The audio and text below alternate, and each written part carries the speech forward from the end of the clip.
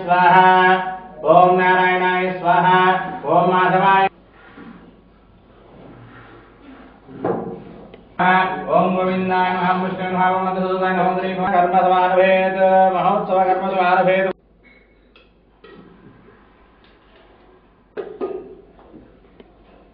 कुमार पूजां नगर सिंहतर सिंह गणाधिपतिता पूजां नगर समेव प्रणव आरो नमो आभो भो भवस्वराव ओम नमः कृष्णे गोदावरी मिलित जलकोनि आत्मानं संप्रोक्ष्य महागणाधिपतये नमः ओम ध्यानं ओम गणानां त्वा చేతులక్షతలు పట్టుకోండి గణపతి ప్రార్థన చేసుకోండి ఓం గణాన శృణ్వన్నోదభిశ్రీప్రసాదం మహాగణాధిపతये నమః ఓం శ్రీం హ్రీం క్లీం గ్లౌం గణపతయే నమః గణపతి అక్షతలు వేయండి మహాగణాధిపతये నమః ఆవాహనం ఓం సమర్పణలు గణపతి గారికి పట్టుకోండి ఓం అసుని దేవుడు స్మరణమై ప్రాణాః అమృతమామః పంచః స్థలకూడే స్వామిన్ సర్వజ్ఞానాయ పూజా సదాతం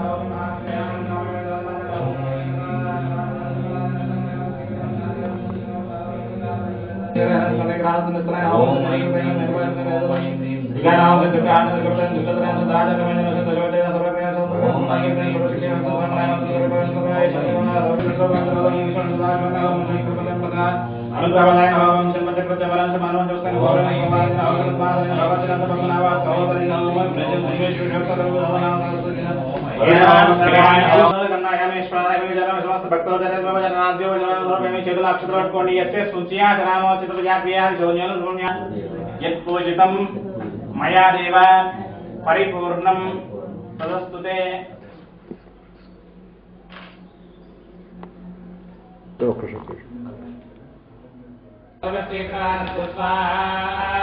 गणपते इदं नमः ओम गणानान्वा गणपतिं ओम गणानान्वा गणपतिं भवामहे कविं कवेलाभवस्वस्तमो गणानान्वा गणपतिं भवामहे कविं कवेलाभवस्वस्तमो ज्येष्ठराजब्रह्मणां ब्रह्मणस्पदान शृण्वन्नोदमस्तेकालकुस्वाहा महागणाधिपतये नमः सर्वस्तमो ज्येष्ठराजब्रह्मणां ब्रह्मणस्पदान शृण्वन्नोदमस्तेकालकुस्वाहा ओम आरुष्णेन सारत्तमानो निवेदयात् भवनपुष्यं स्वाहा सूर्यं स्वाहा सूर्यग्रहाय नमः ओम सूर्यग्रहाय नमः कृष्णेन यथा वर्तमानो निवेदयन् नमः हिरण्यकेन विकारेण देवो याधुनापश्यन् स्वाहा सूर्यग्रहाय नमः ओम इंद्रोतमुटे वहेहोतातं विश्वमेधः आस्य यज्ञस्य सकृतग् स्वाहा अग्नये नमः भट्टाय नमः भोक्ताय केवलाय भोगेहन्वेधायञ्च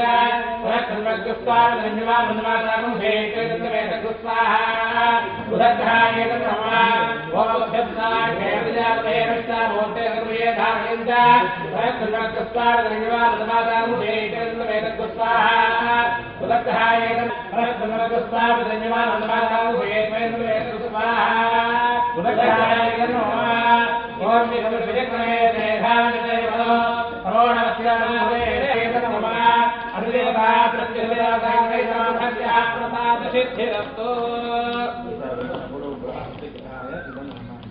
द्रवण्डे कृत्स्वाहा यदीरच्छवसर्पजाततमाद्रवण्डे कृत्स्वाहा बृहस्पतिग्रहाय नमः ओम बृहस्पते दयोनः दिवद्विभागमन्त्रेषु यदीरच्छवसर्पजाततमाद्रवण्डे कृत्स्वाहा बृहस्पतिग्रहाय नमः ब्रह्मणगिनं नमः इन्द्रं वो विश्वसहस्रहामहे देभ्यः अस्माकं स्वाहा इंद्राय नमः देवता प्रत्येवता सहिते यमानस्य बृहस्पतिग्रहदेवता प्रसादसिद्धिरस्तु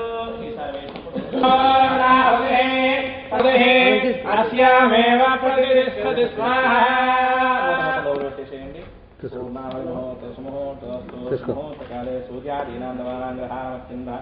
आनुकूल्यता शुभफलावाप्तिरस्तु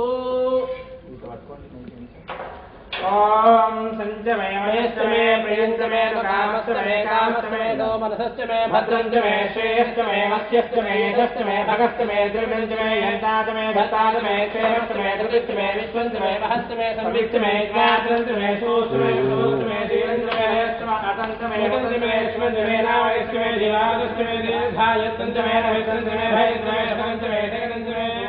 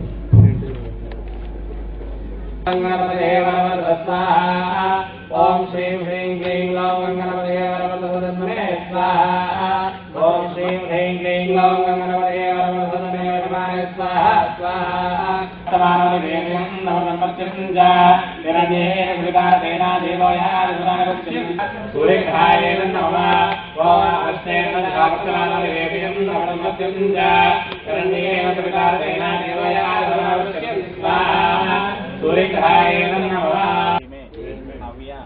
వాహన ఓం నమ ఇది లోపలికి అనుకోండి చదువు పట్టుకుని గోత్రం తెలుసుకోండి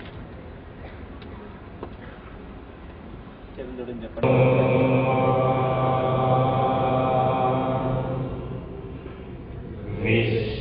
విశ్వరూపే శక్తి రూపే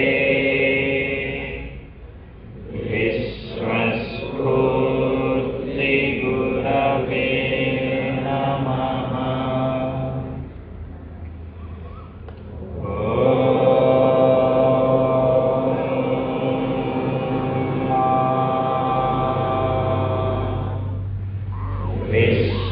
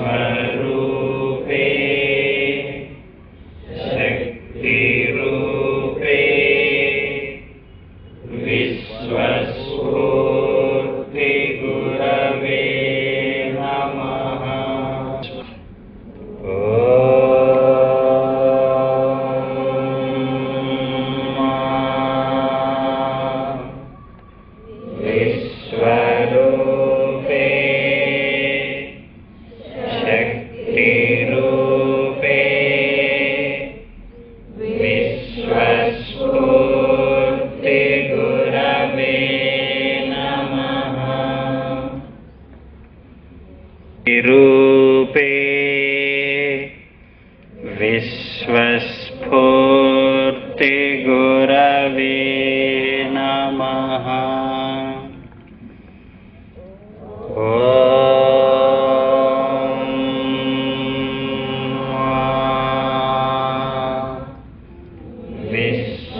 विश्वरूपे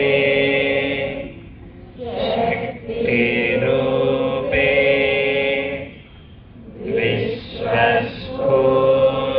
विश्वस्फूर्तिगुरवे नमः।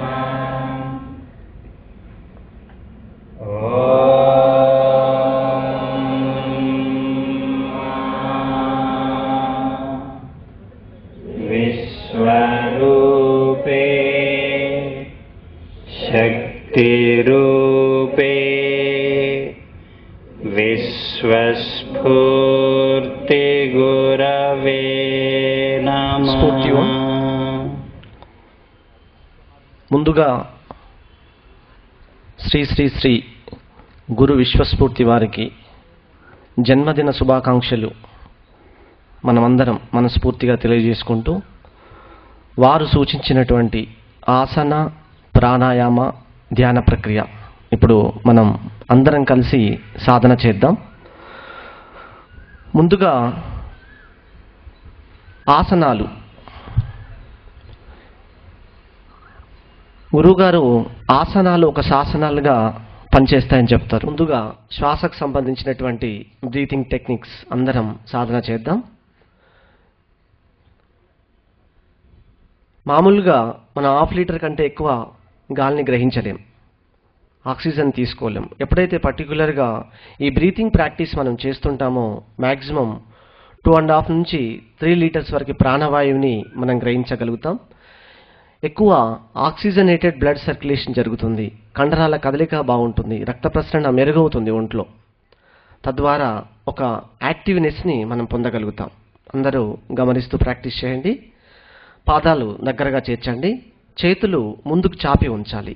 డెమాన్స్ట్రేషన్ గమనిస్తూ చేయండి. ఫ్రీగా ఉండాలి, పక్క వాళ్ళకి తగలకుండా మీ స్థితి ఉండాలి. దయచేసి కొంచెం చేయని వాళ్ళు వెనక్కి వెళ్ళి కూర్చోండి. అరచేతులు దగ్గరగా ఉండాలి, 1 or 2 సెంటీమీటర్స్ గ్యాప్లో ఉండాలి. సాధన చేసే సమయంలో ఎటువంటి ఇతర ఆలోచనలకు తావు లేకుండా ఉండాలి. చూస్తూ ప్రాక్టీస్ చేయాలి. ఇన్హేల్ అన్నప్పుడు శ్వాస తీసుకుంటూ చేతులు వెనక్కి, మీకు వీలైనంత వరకు వెనక్కి తీసుకెళ్ళాలి. మీ చేతులు షోల్డర్ సైడ్లో, భుజాల ఎత్తులో ఉండాలి. మెడభాగం నిటారుగా ఉంచాలి. గమనిస్తూ చేయాలి. ఎక్సేల్ అన్నప్పుడు శ్వాస వదులుతూ నిదానంగా యథాస్థితికి రావాలి. గమనిస్తూ చేయండి. Awareness in action is called yoga. పూర్తి అవగాహనతో ప్రాక్టీస్ చేయాలి. ఇన్హేల్ మెల్లిగా రిపీట్ చేయండి. ఆసనాలు చేసే సమయంలో ఎటువంటి తొందరపాటు ఉండకూడదు, గమనిస్తూ చేయాలి. పాత వాళ్ళంతా కళ్ళు మూసుకొని చేయండి గమనిస్తూ. Exhale,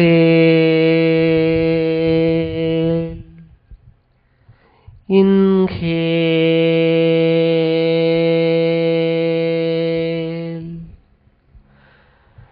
exhale. చేతులు దగ్గరగా వస్తున్నప్పుడు వాటి మధ్య ఆకర్షణ శక్తిని గమనించండి. ఇన్హేల్,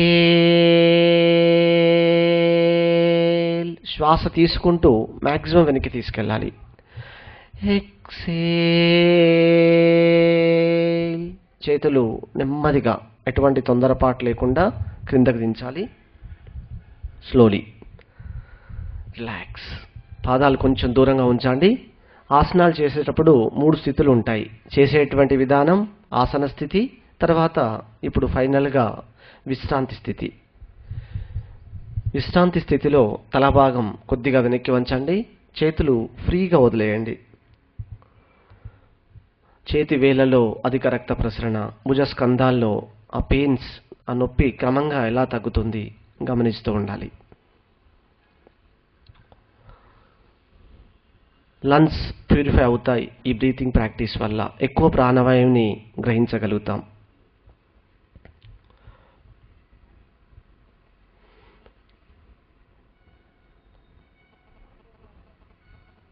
స్థితి. నెమ్మదిగా యథాస్థానంలోకి రండి. కళ్ళు తెరిచి మామూలు స్థితిలోకి రండి. Second breathing practice.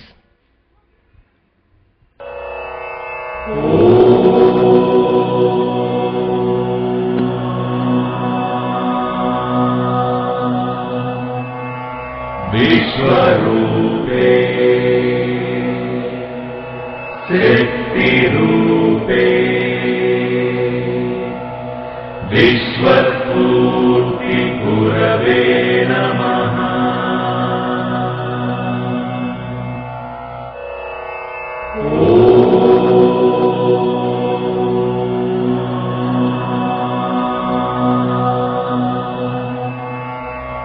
విశ్వరూపే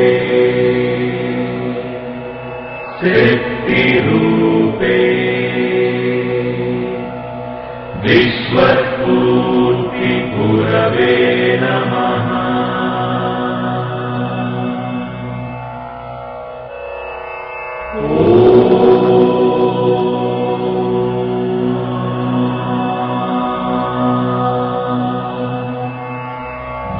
విశ్వరూపే శక్తిరూపే విశ్వస్ఫూర్తి గురవే నమః. విశ్వరూపే శక్తిరూపే విశ్వస్ఫూర్తి గురవే నమః. విశ్వరూపే శక్తిరూపే విశ్వస్ఫూర్తి గురవే నమః. విశ్వరూపే శక్తిరూపే విశ్వస్ఫూర్తి గురవే నమః.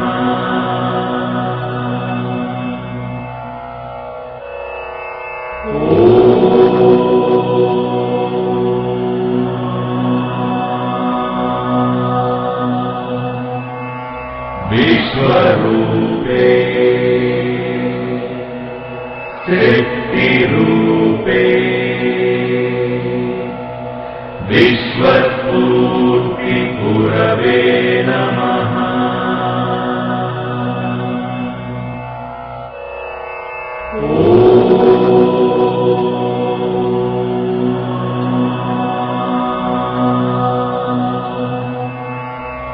విశ్వరూపే శక్తిరూపే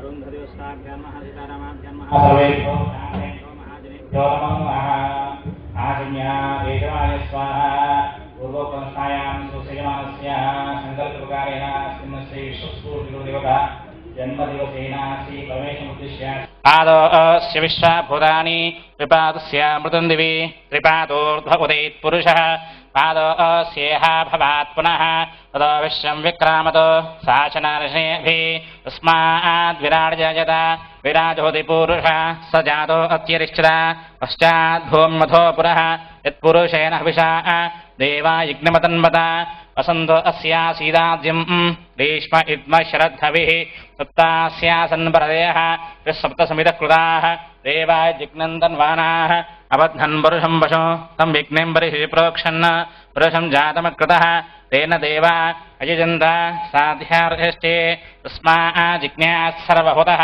सम्भृतं वशदाद्यं पशोगुस्तागुश्चक्रे वायव्यानो आरण्यान् ग्राम्याश्चे दोषकमेढ्य अध्वरेषु सनाच होता नव्यच्छत्सि स्वाञ्चाग्ने तनवं पिप्रयस्वास्मभ्यं च भगमाजस्व गोभिर्जुष्टमयो निष्ठं तमेन्द्रविष्णोर्णसञ्चरेम नाक ओं श्री गुरुदेव शून्यप्रदेशे सञ्चाराय नमः ओं श्री गुरुदेव विश्वम्भरधारणे नमः ओं श्री गुरुदेव एककाल बहुप्रदेशे सञ्चाराय नमः ओं श्री गुरुदेव संदर्शनाय नमः ओं श्री गुरुदेव अद्भुतलीला स्वरूपाय नमः ओं श्री गुरुदेव समस्त विश्वसञ्चाराय नमः ओं श्री गुरुदेव जय विजय रूपाय नमः ओं श्री गुरुदेव त्रिभुवन संचाराय नमः ओं श्री गुरुदेव नयन सूर्य चन्द्रदर्शने नमः ओं श्री गुरुदेव दुःख निवारणाय नमः ओं श्री गुरुदेव आत्मशक्ति स्वरूपाय नमः ओं श्री गुरुदेव भावना स्फूर्तये नमः ओं श्री गुरुदेव आगमन परबलगंध शुभाभूषिताय नमः ओं श्री गुरुदेव आगमन मनोरंजित पुष्पसुवासने नमः ओं श्री गुरुदेव दर्शनं सर्वशक्ति संदर्शने नमः ओं श्री गुरुदेव भक्त साक्षात्काराय नमः ओं श्री गुरुदेव सुकुमार हृदयाय नमः ओं श्री गुरुदेव मूलाधार चक्रदर्शने नमः ओं श्री गुरुदेव स्वादिष्ठान चक्रदर्शने नमः ओं श्री गुरुदेव मणिपुर चक्रदर्शने नमः ओं श्री गुरुदेव अनाहत चक्रदर्शने नमः ओं श्री गुरुदेव विशुद्ध चक्रदर्शने नमः ओं श्री गुरुदेव आज्ञा चक्रदर्शने नमः ओं श्री गुरुदेव दिग्ग्रन्थि चेतकाय नमः ओं श्री गुरुदेव नवचक्रदर्शने नमः ओं श्री गुरुदेव सहस्रार बिंदु कलशाय नमः ओं श्री गुरुदेव आनंद स्वरूपाय नमः ओं श्री गुरुदेव कालज्ञाने नमः ओं श्री गुरुदेव पद्म कमल हृदयाय नमः ओं श्री गुरुदेव साधु स्वरूपाय नमः ओं श्री गुरुदेव ज्योतिस्वरूपाय नमः ओं श्री गुरुदेव सकल ग्रह शोधकाय नमः ओं श्री गुरुदेव सुष्टिसिप्र प्रीतये नमः ओं श्री गुरुदेव स्पर्श सकल दोष परिहाराय नमः ओं श्री गुरुदेव वास्तुदोष निवारणाय नमः ओं श्री गुरुदेव प्रशांत रूपाय नमः ओं श्री गुरुदेव निश्चत्त प्रीतये नमः ओं श्री गुरुदेव संपूर्ण विश्वास श्रद्धा भक्ति प्रीतये नमः ओं श्री गुरुदेव सर्वरक्षकाय नमः ओं श्री गुरुदेव सकल विद्या ज्ञानिने नमः ओं श्री गुरुदेव स्पर्शशक्ति प्रसारकाय नमः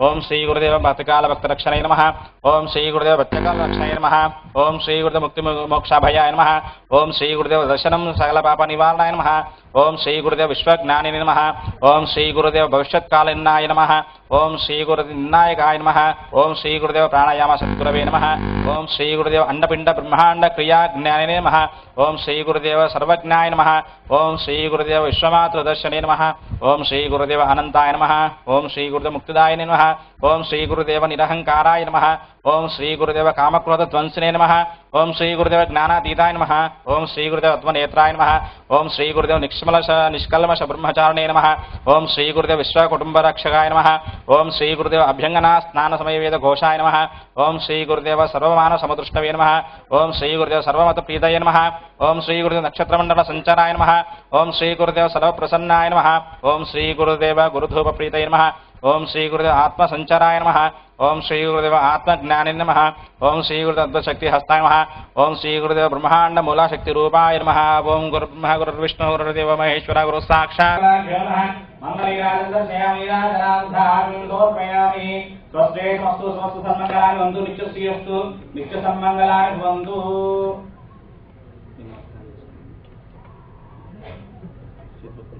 नारायणः परः यच्चकिञ्चिज्जगत्सर्वं दृश्यते सुविदेवः अन्तर्गहेतुः सर्वं व्याप्य नारायणस्थितः अनन्तमव्यं कलिगं समुद्रेऽन्तं विश्वशम्भुः पद्मकोशपदे काशसमुदयं च विलोकम् अथो निश्चावृत्स्यां तेनास्याम प्रतिष्ठते द्वारमालाकुलं भारे विश्वस्यायतनभारो साङ्ग उच्यते श्री विश्वस्फूर्तिदेवताभ्यो नमः इति साष्टाङ्ग नमस्कारां समर्पयामि आशा आस्ते यम् यजमानसो आयुराशा आस्ते सुप्रजास्तमाशा आस्ते स जातवनस्यामाशा आस्ते उत्तरां देवयुज्यामाशा आस्ते भूयो कर्णमाशा दिव्यं धामाशा आस्ते विश्वं प्रियमाशा आस्ते यदन्नेन हविषाशा आस्ते तदस्यात् तस्मै देवाराजन्ताम् तदग्निर्देवो देवेभ्यो वनते वयमग्नेर्मानुषाः इष्टं च वैतं च उभे च नोद्या वा पृथिवी अगुंहसस्पाताः इह गतिर्वामस्येतं च नमो देवेभ्यः।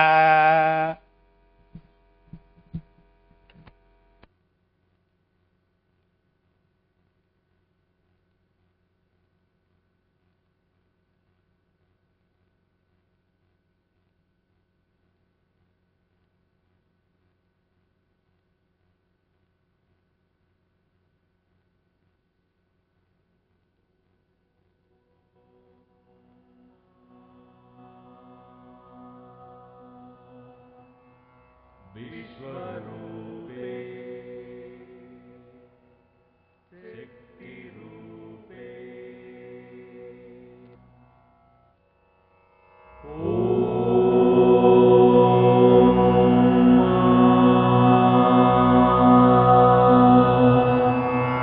विश्वरूपे शक्तिरूपे विश्वस्फूर्तिगुरवे नमः।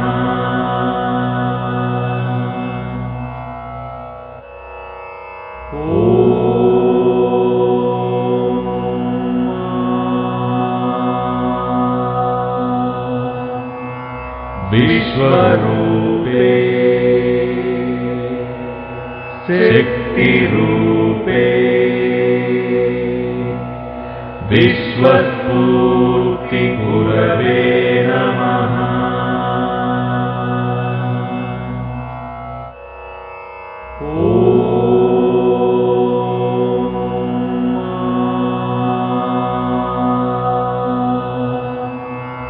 विश्वरूपे शक्तिरूपे विश्वस्फूर्तिगुरवे नमः।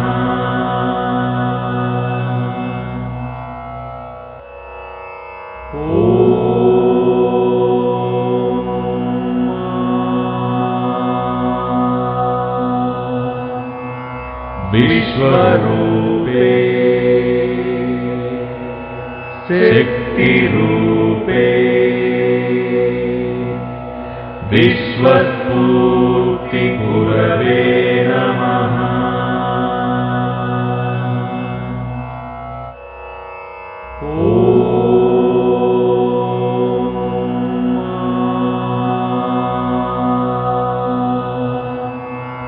विश्वरूपे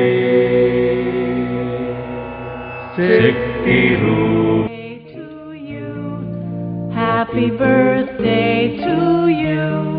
Happy birthday, happy birthday, happy birthday to you. Happy birthday to you. Happy birthday to you. Happy birthday, happy birthday, happy birthday to you. How old are they to you? Happy birthday to you. Happy birthday to you. Happy birthday to you. Day to you. Happy birthday to you. Happy birthday, happy birthday, happy birthday to you. Happy birthday to you. Happy birthday to you.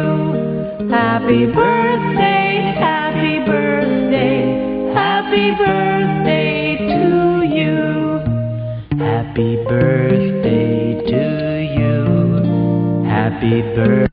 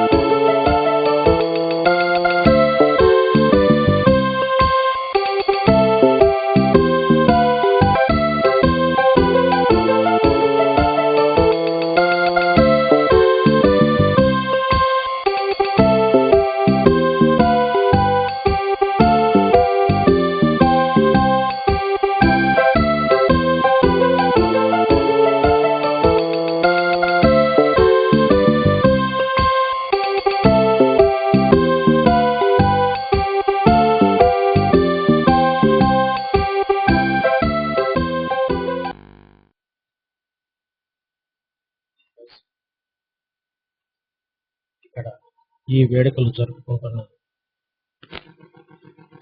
చాలా దూరం నుంచి వచ్చినటువంటి వారు, అలాగే ఇక్కడ ఉన్నటువంటి వారు ఎన్నో వ్యయ ప్రయాసలకు వచ్చి ఇంత దూరం వచ్చి ఈ కార్యక్రమంలో పాల్పంచుకుంటూ ఉన్నందుకు కొంత మేరకు సంతోషంగా ఉన్నా, ఈ కాన్సెప్ట్ ని అవగాహన చేసుకుని ఆచరించి పూర్తిగా చేసి చూపించిన రోజు పూర్తిగా సంతోషంగా ఉంటుంది. ఇక్కడికి వచ్చినటువంటి మీ అందరికీ, ఇక్కడ ఉన్నటువంటి కార్యనిర్వాహకులు, వాలంటీర్స్ అందరికీ, ప్రతి ఒక్కరికి మీలో ఒక్కడిగా మనసున్న మనిషిగా నమస్కరిస్తున్నాను. విజ్ఞత తెలిసిన గురువుగా ఆశీర్వదిస్తున్నాను.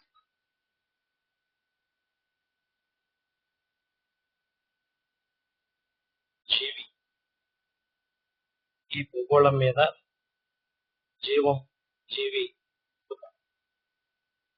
అలాగే వస్తే పుట్టడం, మరణం మధ్యన ఉన్నటువంటిది జీవితం. ఇది దాదాపుగా అన్నిటికీ ఒక డ్యూరేషన్ అంటూ ఉంటుంది, ఒక కాల వ్యవధి. ఈ కాల వ్యవధిలో ఈ పుట్టడం, మరణించడం ఖచ్చితంగా జరుగుతుంది కూడా. అయితే చాలా వరకు ఈ మధ్యన ఉన్నటువంటి దాన్ని జీవితంగా మనం చెప్తూ ఉంటాం. ఇక్కడ మనంగా ప్రశ్నించుకోదగినది ఒక అంశం ఉంటుంది. మనం పుట్టకుండా ఉన్నప్పుడు పూర్వం ఎక్కడున్నాం? మామూలుగా ఏదో పూర్వజన్మో ఏదో చెప్తూ ఉంటాం. అయితే ఈనాటికి కూడా ఈ పూర్వజన్మ గురించినటువంటి సమాచారం ఒక విధంగా లేదనే చెప్పాలి. మరి ఎక్కడున్నాం దాని గురించి తెలియదు. సరే, చనిపోయిన తరువాత ఎక్కడికి వెళ్తాం? ఏదో పునర్జన్మ అంటూ చెప్తూ ఉంటాయి. మరి దానికి మించినటువంటి దాఖలాలు కూడా చాలా వరకు లేవనే చెప్పాలి. ఇటు ముందుకు పూర్వజన్మ, అటు పునర్జన్మ, ఈ రెండు కూడా మనిషికి తెలిసేదానికి అవకాశం లేదు. ఇప్పుడు కేవలం మనం ఉన్నటువంటిది వర్తమాన కాలంలో ఈ వర్తమాన జీవితాన్ని అనుభవిస్తూ ఉన్నాం. ఆల్రెడీ పుట్టాం. ఏదో ఒక రోజున, ఆ పుట్టుక రోజున, ఆ సీడ్ పడిన రోజున ఆ డెస్టినీ అక్కడే రికార్డ్ అయి ఉంటుంది. కాబట్టి ఆ టైప్ ప్రకారం మనం ఈ భూగోళాన్ని వదిలి వెళ్ళిపోవటం అన్నది సత్యం, వాస్తవం. ఇందులో ఎటువంటి రికమెండేషన్స్ కానీ షార్ట్ కట్ మెథడ్స్ కానీ అవకాశం లేదు. సో ప్రకృతి సహజ సిద్ధంగా పుట్టినటువంటి జీవి మరణించడం అన్నది అది జరిగి తీరవలసింది. షార్ట్ డ్యూరేషన్ మాత్రమే ఉంటుంది. మరి ఈ పుట్టుక, మరణం మధ్యలో ఉన్నటువంటి జీవితం వర్తమాన కాలంలో భూతకాలం గురించి మనకి అవసరం లేదు, భవిష్యత్ కాలం గురించి ఆలోచించాల్సిన అవసరం లేదు. ఎలాగో అది వర్తమానంలోకి వస్తుంది. భవిష్యత్ కాలం వర్తమానంలోకి ఖచ్చితంగా వచ్చి తీరుతుంది. దాని గురించి ఆలోచించి సమయం వృధా చేయవలసినటువంటి అవసరమైతే లేదు. మరి వర్తమాన కాలంలో మనిషి జీవితాన్ని ఏ విధంగా జీవించాలి? మనకున్న మేరకు దాదాపుగా కొన్ని కోట్ల సంవత్సరాల మేర ఇలాంటి ప్రాసెస్ జరుగుతూ వస్తూ ఉంది. జీవి పుట్టడం, మరణించడం, తదుపరి ఈ ప్రొక్రియేషన్ విధానం అన్నది అలా జరిగిపోతూనే వస్తూ ఉంది. చాలా వరకు మనిషికి సంబంధించి సుఖశాంతుల కోసం చాలా మంది, అంటే ప్రతి జీవి కూడా ఆలోచన కలిగినటువంటి జీవి ఆరాటపడడం అన్నది సహజంగానే, ప్రకృతి సహజసిద్ధంగానే జరుగుతుంది. మిగతా జీవుల సంగతి వేరు. భూగోళంలో మిగిలిన మనిషి తప్ప మిగిలిన జీవుల సంగతితో కూడా వేరుగా ఉంటుంది. అయితే ఆలోచన కలిగి ఈ మెథడు నిర్మాణం ఏదైతే ఉందో, స్పర్శ జ్ఞానం ఏదైతే ఉందో, దీనికి సంబంధించినటువంటి ఈ జ్ఞానం కలిగినటువంటి మనిషి జీవితం మరొక రకంగా ఉంటుంది. అయితే ప్రతి మనిషి కూడా తను ఆనందంగా ఉండాలని, సుఖంగా ఉండాలని, చాలా సంతోషంగా ఉండాలని, అష్టైశ్వర్యాలు పొందాలని ప్రతినిత్యం ఏదో ఈ వ్యవహారం చేస్తూ ఉంటారు. పూజని, దేవుడని, గుళ్ళకు వెళ్ళటం, ఏదో కానుకలు సమర్పించడం, ఏదో చేస్తూ ఉంటారు. ప్రతి ఒక్కరూ కూడా కష్టాలు వద్దు, ఏ విధంగా కూడా మొత్తం సుఖమే ఉండాలి అని సర్వసాధారణంగా అనుకుంటూ ఉంటారు.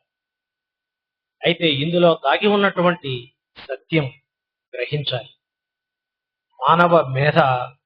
మానవ మేధ ద్వారా ఈ సత్యాన్ని అవగాహన చేసుకునే ప్రయత్నం చేయాలి.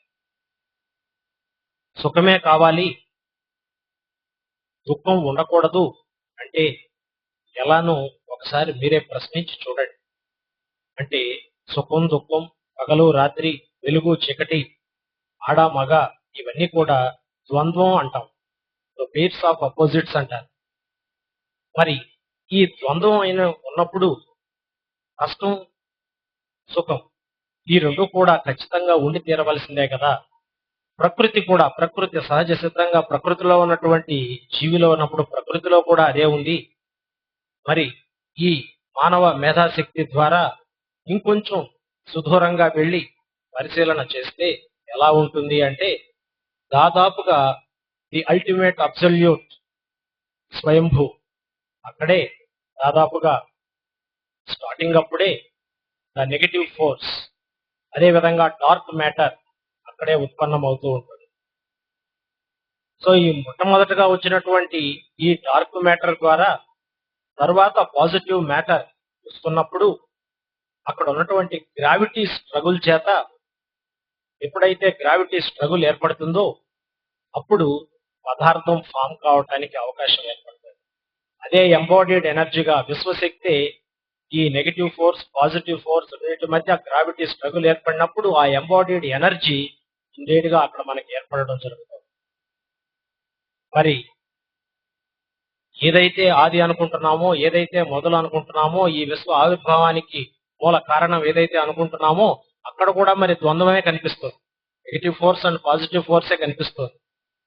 సరే, నెక్స్ట్ గ్రహ ఉపగ్రహ ఈ వాతావరణానికి వచ్చినట్లయితే దాదాపుగా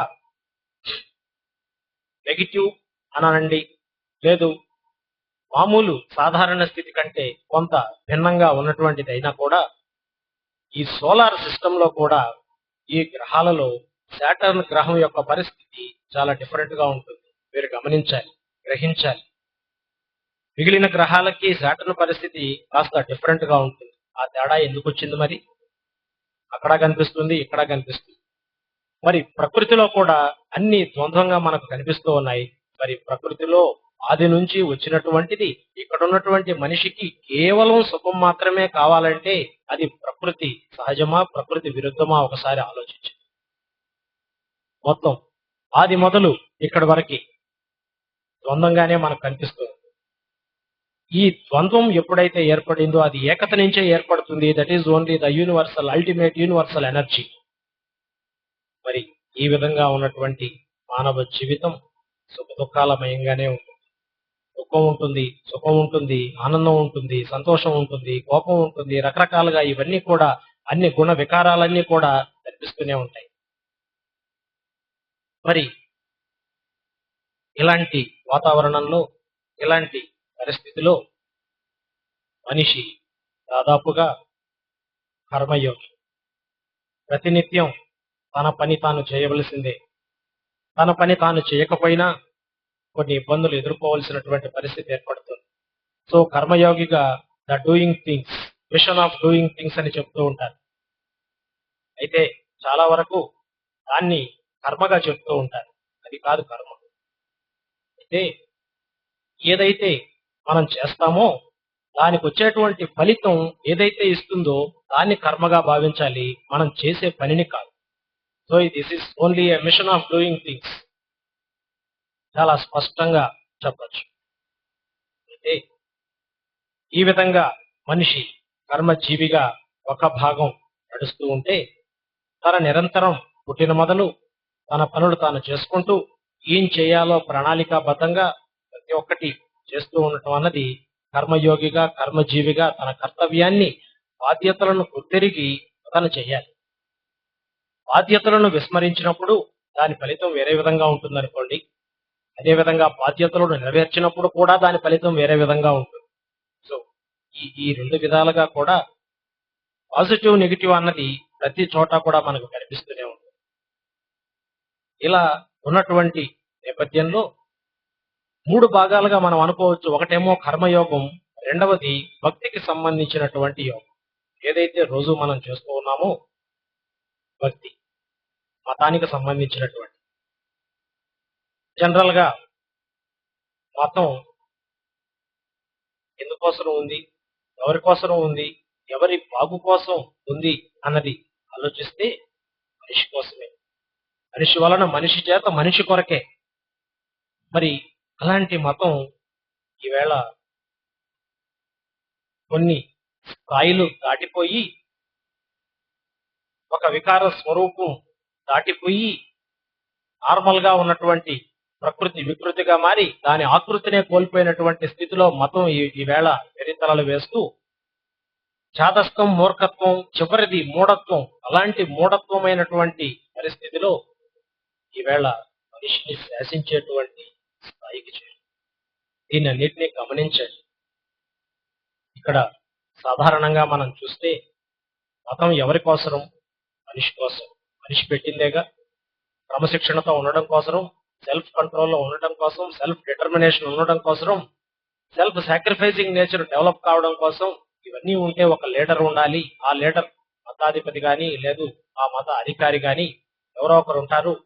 వారు చెప్పిన విధంగా ఆ సెల్ఫ్ డిసిప్లిన్ అన్నది ఈ రూల్స్ ను వైలేట్ కాకుండా సక్రమమైన మార్గంలో జీవితాన్ని గడిపే విధంగా ఉంటుంది అన్న దానికోసం మతం మనిషి ఏర్పాటు చేసుకున్నదన్నది మర్చిపోరాదు. అయితే ఈవేళ వికృత రూపం దాల్చి మతం మనిషిని శాసించే స్థాయికి ఎదిగింది అంటే మీరు ఆలోచించాల్సినటువంటి అవసరం. లేటెస్ట్ గా ఉన్నటువంటి ఫ్యాషనబుల్ కల్చర్ మతంలోకి చొప్పించి దాని ద్వారా మనిషి మీద రుద్దడం కూడా జరుగుతుంది. అసలు నిజానికి ఏం జరుగుతుందో మీరు జాగ్రత్తగా ఆలోచిస్తే తెలుస్తుంది. సరే, భక్తికి సంబంధించినటువంటిది నిత్యం ఏదో పూజ ఇవేదో చేసుకుంటూ దేవుడి కోసం ప్రయత్నాలు చేస్తూ ఉండడం, ఇవన్నీ కూడా మనకి ఈ భక్తి యోగంలో తెలుస్తూ ఉంది. సర్వసాధారణంగా అన్ని జీవులే కంటే కూడా మానవ జన్మ లేదు మానవ జీవి ఆలోచన పరమైంది. ఆలోచన విధానంతో ఉన్నటువంటిది. కోరికలు కూడా ఎక్కువే. నాకు ఇది కావాలి, అది కావాలి, ఇది బాగు చేయాలి, అది బాగు చేయాలి, ఇది చేస్తే నీకు ఇది ఇస్తాను. ఇదంతా కూడా కమర్షియల్ బిజినెస్ లెవెల్లో మారిందా లేదో ఒకసారి మీరు ఆలోచించండి. ఈ వ్యవహారం ఏం జరుగుతుందో చూడండి. మరి మన కోసం ఏర్పాటు చేసుకున్నటువంటిది మనల్నే శాసిస్తున్నప్పుడు మరి దానికి పరిష్కార మార్గం ఏమిటి? దానికి మంది ఎక్కడుంది? మరి ఒకసారి ఆలోచిస్తే మీకు అవగాహన కలుగుతుంది. అలాగే ఇక 3వ భాగంగా చెప్పుకునేటువంటిది ఆధ్యాత్మికం. సాధారణంగా ఈ ఆధ్యాత్మికాన్ని కూడా మతంలో కలిపేసి చెప్తూ ఉంటారు. ఇప్పటి వరకు చెప్పిన వాళ్ళు చాలా వరకు కూడా ఈ ఆధ్యాత్మికత అంటే అది మతంలో భాగమే, మతానికి సంబంధించిందే, ఇది ఏదో దేవుడికి సంబంధించిందే అని చెప్తూ ఉంటారు. మతంలో ఉంటుంది దేవుడు, ఆధ్యాత్మికంలో ఎందుకు ఉంటుంది? ఇది కూడా మీరు ఆలోచించాల్సిన విషయం. మరి ఈ ఆధ్యాత్మికత అంటున్నాం, ఇంతవరకు ఎవరైనా దీని లోతుల్లోకి వెళ్ళారా? ఏదైనా చెప్పారా? ఈ విశ్లేషణని ఎవరైనా అందించారా అంటే చాలా కొద్ది భాగం మాత్రమే. అది కూడా అనేక ఆధ్యాత్మిక అపోహలతో కూడుకొని ఉందే కానీ ఒక కరెక్ట్ మెథడ్, ఒక కరెక్ట్ ప్రొసీజర్, కరెక్ట్ ప్రాసెస్ ఎక్కడా కూడా కనిపించడం లేదు. మరి ఈ నేపథ్యంలో అసలు ఈ ఆధ్యాత్మికత అంటే ఏంటి? స్పిరిచువాలిటీ. మనిషి చాలా శక్తివంతమైనటువంటి మెథడు. ఈ మెథడు నిర్మాణంలో ఉన్నటువంటి న్యూరాన్స్, మెదడులో ఉన్నటువంటి న్యూరాన్ల కణాలు మొట్టమొదట తల్లి గర్భంలో ఫార్మేషన్ అప్పుడు ఇది ఏర్పడిన తర్వాతనే టోటల్ గా ఈ శరీరం అవయవాలు మొత్తం ఇవన్నీ కూడా ఏర్పడడం జరుగుతుంది. కాబట్టి మొత్తం అతి శక్తివంతమైనటువంటిది మెదడులు కాబట్టి, మెదడులో దాగి ఉంది కాబట్టి, ఈ ఆలోచన పరంగా మనిషి ఎంతో సుదూరంగా ఉన్నటువంటి అన్నిటి గురించి ఆలోచించగలిగి తాను గురించి మాత్రం తాను తెలుసుకోలేనటువంటి స్థితిలో ఈ వేళ భూగోళం మీద నిలబడి ఉన్నాడు మనిషి అని చెప్పచ్చు. సుదూరంగా ఏమున్నది, అంతరిక్షంలో ఏమున్నది, శాస్త్ర పరిజ్ఞాన విజ్ఞాన విశ్లేషణ చేస్తూ చెప్తున్నారు. కానీ అయితే తనలో ఏమున్నది, తన లోపల ఏమున్నది, ఏం జరుగుతున్నది మాత్రం తెలుసుకోలేనటువంటి పరిస్థితి ఏర్పడుతుంది. అక్కడే సైన్స్ కు స్పిరిచువాలిటీకి బాగా గ్యాప్ కనిపిస్తుంది. సైన్స్ ఏమో ఒక రుజువు ద్వారా, ఫలానా ప్రయోగం ద్వారా ఇదేని చెప్తూ ఉంటుంది. అయితే స్పిరిచువాలిటీ వ్యక్తిగతంగా జరుగుతుంది, వ్యక్తిగతంగా అనుభూతిలోనే జరుగుతుంది, అనుభవం ప్రకారమే జరుగుతుంది. ఇక్కడ కాస్త గ్యాప్ రావటం, ఒకరికొకరు పరస్పర సహకారం లేకపోవటం, అలా సమాజం నడిచిపోతూ ఉంది. మరి ఈ నేపథ్యంలో దాదాపుగా ఆత్మకు సంబంధించినటువంటి అంశం కానీ, ఈ పరమాత్మకు సంబంధించినటువంటి అంశాలంతా కూడా ఆధ్యాత్మికతలోనే ఉంటాయి. వీటన్నిటిని చెప్పేది ఎవరు అంటే దాదాపుగా మనస్సు అని చెప్తూ ఉంటాం. మనసే ఇవన్నీ చెప్తుంది. మంచి గురించి చెప్తుంది, చెడు గురించి చెప్తుంది, ఆధ్యాత్మికత గురించి చెప్తుంది, సైన్స్ గురించి చెప్తుంది, టెక్నాలజీ గురించి చెప్తుంది, లేటెస్ట్ ట్రెండ్స్ గురించి చెప్తుంది. అన్నీ మనసే చెప్తుంది. అంతరిక్షంలో ఏం జరుగుతుందో కూడా చెప్తుంది. మరి విశ్వవ్యాప్తంగా ఏం జరుగుతున్నాయో, ఏవేవి పుడుతున్నాయి, ఏవేవి నశించిపోతున్నాయి, ఎటువంటి కెమికల్ రియాక్షన్స్ జరుగుతున్నాయి, ఇవన్నీ కూడా మనసు చెప్తుంది. మరి మనస్సు భౌతికమా, ఆధ్యాత్మికమా? భౌతికంలో భాగమేగా. మరి మెదడు నుంచి యాక్టివేట్ అవుతుంది అంటే భౌతికంగానే తీసుకోవాల్సినటువంటి అవసరం, ఆవశ్యకత ఎంతైనా ఉంది. మరి ఈ మనసును అర్థం చేసుకోవడం ఎలాగా? సింపుల్ గా చెప్పాలి అంటే sensory physics and sensor chemistry is nothing but the mind. దాదాపుగా ఈ రెండిటి కాంబినేషన్ లో మనసుని అర్థం చేసుకోవడానికి చాలా వరకు అవకాశం ఏర్పడుతుంది. ఇది ఏం చేస్తుంది, ఎక్కడుంటుంది అంటే దాదాపుగా it's an abstract aspect of the bio. కనిపించదు, స్థానం లేదు, నిరాకారం. బట్ ఆకారంలో అన్ని యాక్టివిటీస్ ను జరపడం, జరిపించడం, నడిపించడం అన్ని జరుగుతూనే ఉంది. దీనిని తెలుసుకోవటం ఎలా? మరి ప్రతినిత్యం మనం ఇప్పుడు జీవిస్తున్నాము అంటే మనసు అన్నది ఉండాలి. ఖచ్చితంగా మనసు ద్వారానే సాధ్యమవుతుంది. ఏం చేయాలన్నా కూడా మనసు ద్వారానే జరగాలి. మరి శరీరం ఉంటేనే మనసు. ఇక్కడ బాగా గ్రహించాల్సినటువంటి అంశం ఏమిటంటే మనకి భౌతిక ప్రాధాన్యత ఇంతవరకు ఉన్నటువంటి అపోహ ఏమిటంటే ఇది చాలా తుచ్చమైన శరీరం, నిజమైన శరీరం, పురంధ్రాల తొలిపెత్తి ఏదేదో రకరకాలుగా వ్యాఖ్యానాలు చెప్తూ ఉంటారు. ఇది ఎందుకు పనికిరాదు, ఎప్పుడో తక్కువమని ఎగిరిపోతుంది, చాలా రకాలుగా చెప్తూ ఉంటారు. మరి ఇంతటి మనస్సు కలిగినటువంటిది శరీరం మాత్రమే. మరి అటువంటి శరీరం భౌతిక ప్రాధాన్యత అన్నది ఖచ్చితంగా అవసరమే. ఉదాహరణకి మామూలుగా భౌతిక జీవితానికి, ఆధ్యాత్మిక జీవితానికి చూస్తున్నప్పుడు ఆధ్యాత్మికంగా ఉండాలంటే భౌతిక జీవితం అవసరం లేదు అని చెప్పే పరిస్థితులే ఎక్కువ కనిపిస్తాయి. ఉదాహరణకి ఆకాశయానం చేయాలి అంటే దానికి రన్వే గట్రా ఎయిర్పోర్ట్ ఉండాలి కదండి. ఎంతసేపు పైన ఎగిరినా మళ్ళీ కిందకి చేరుకోవాలి. ఎంతసేపు ఆధ్యాత్మిక లోకంలో విహరించినా మళ్ళీ తిరిగి ఈ భూమి మీదకి భౌతిక పరిస్థితులకి రావాల్సిందే. మరి ఈ భౌతిక ప్రాధాన్యతను మర్చిపోయి శరీరం ఎందుకు పనికిరాదు అనేటువంటి పరిస్థితిలోనే ఇంతవరకు ఈ ఆధ్యాత్మిక అపోహ అలాగే సమాజంలో వచ్చేసింది.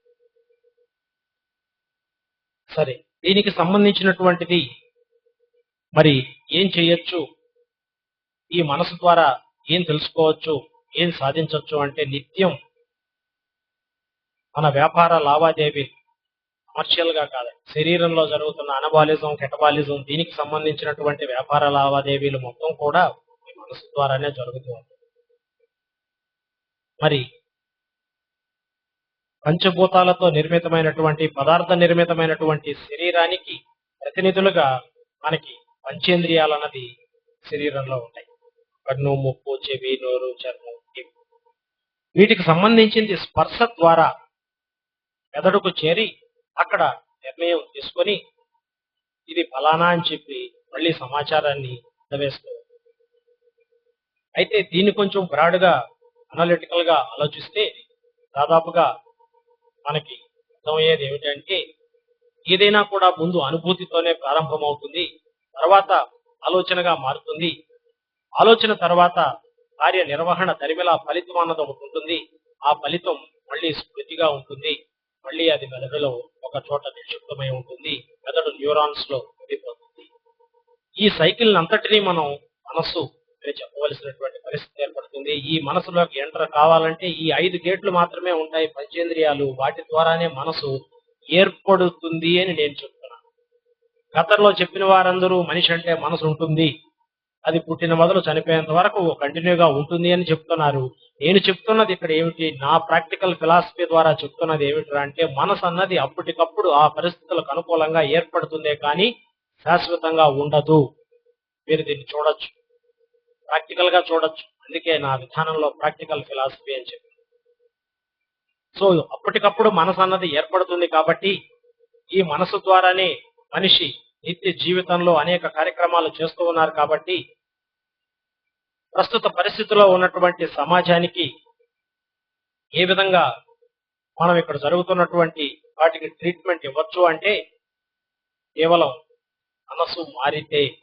మరి ఆ మనసుని ఎలా మార్చాలి? మనసు మారితే మొత్తం అన్ని మారుతాయి. మెదడులో ఉన్నటువంటి మనసు మారితే మొత్తం మారడానికి అవకాశం ఏర్పడుతుంది. మరి ఈ మనసు సాధారణంగా మారే పరిస్థితిలో ఉంటుందా? మరి ఒకరు చెప్తే వింటుందా? దానికోసం అని చెప్పి దాదాపుగా ఈ విధానంలో ఈ ధ్యానం ద్వారా మనసును మార్పు చేయొచ్చు. మనకు కావలసిన రీతిలో మన ఈ జీవన విధానాన్ని, జీవన శైలిని మార్చుకోవడానికి అవకాశం ఉంది అన్నటువంటిది ప్రధానమైనటువంటి ఒక ప్రాసెస్ ద్వారా దాన్నే ఈ ప్రస్థాన ధ్యానం అని చెప్పడం జరుగుతుంది. సో అటువంటి మనసును మార్చడానికి కేవలం ధ్యానం ద్వారా మాత్రమే అవకాశం ఉంది కాబట్టి ఈ ప్రస్థాన ధ్యానం ద్వారా మనోప్రస్థానం, ధ్యాన ప్రస్థానం, వీటిల్లో ఈ ప్రాసెస్ ను ఉపయోగించి మనస్సును అతి శక్తివంతం చేయడం ద్వారా చాలా అనేక ఉపయోగాలు ఈ బతుకున్నంత జీవిత కాలంలో పొందుతూ చివరికి ఆత్మదర్శితం, చివరికి పరమాత్మను కూడా తన జీవిత కాలంలోనే దర్శించవచ్చు అన్నది ప్రధాన ఉద్దేశంగా చెప్పడం జరుగుతుంది. సర్వసాధారణంగా జన్మ పరంపర కావాలి, ఈ జన్మ పోతే గాని ఇంకొక జన్మలో అలా తీసుకుంటూ వెళ్ళిపోతే చివరికి మోక్షం వస్తుంది అని చెప్తూ ఉంటారు. మరి మోక్షం అన్నది ఏమిటి? ఒకసారి శరీరం వెళ్ళిపోయిన తర్వాత, మరణించిన తర్వాత ఏంతో తెలుస్తుంది? ఏంతో తెలియడానికి అవకాశం ఉంది. మరి ఇది కూడా ఆలోచించండి. సో ఇలా జన్మ పరంపరలు అవసరం లేదు. ఇప్పుడున్న జన్మలోనే, ఈ జన్మలోనే అత్యంత ఆధ్యాత్మిక అనుభూతిని, ఈ ఆత్మ దర్శనాన్ని, పరమాత్మ దర్శనాన్ని ఈ ప్రస్థాన ధ్యానం ద్వారా మాత్రమే సాధించవచ్చు అని నేను చెప్తున్నాను. అలాగే రిలీజియస్ హ్యుమానిటీ ఇంకొక ప్రధానమైనటువంటి అంశం. అంటే మానవత్వమే మతంగా జరుగుతున్నటువంటి మిషన్ ఏంటి? మానవత్వమే మతంగా అంటే మరి ఎలా? ఈ ఉన్న మతం పరిస్థితి ఏమిటి అంటే అది కాదు, అది వేరు. ఇక్కడ మానవత్వం అన్నటువంటిది కేవలం మనిషికి మాత్రమే ఉండేటువంటి గొప్ప గుణం మానవత్వం. ఈ మానవత్వం దాదాపుగా చెప్తూ ఉంటారు, ప్రేమగా ప్రేమించండి, అన్ని ప్రేమమయం చేయండి, సమాజం సుఖశాంతులతో ఉంటుంది అని ఒక దంపుడు ఉపన్యాసాలు చెప్తూ ఉంటారు అందరూ. మరి అంతగా ప్రేమిస్తున్నప్పుడు, మనిషిని మనిషిగా ప్రేమించమన్నప్పుడు మరి ఎందుకు సమాజంలో ఇన్ని తారతమ్యాలు వస్తున్నాయి? మరి ప్రేమలో పగలున్నాయి, కుట్రలున్నాయి, హత్యలున్నాయి, మానభంగాలున్నాయి, అరాచకాలున్నాయి, అన్ని జరుగుతున్నాయి మరి ప్రేమ పేరుతో. మరి ఇది ఎలా తీసుకొస్తుంది? సర్వసమ్మతమైనటువంటి సామాజికంగా ఉన్న సమాజాన్ని ఎలా తీసుకొస్తుంది ప్రేమ ద్వారా?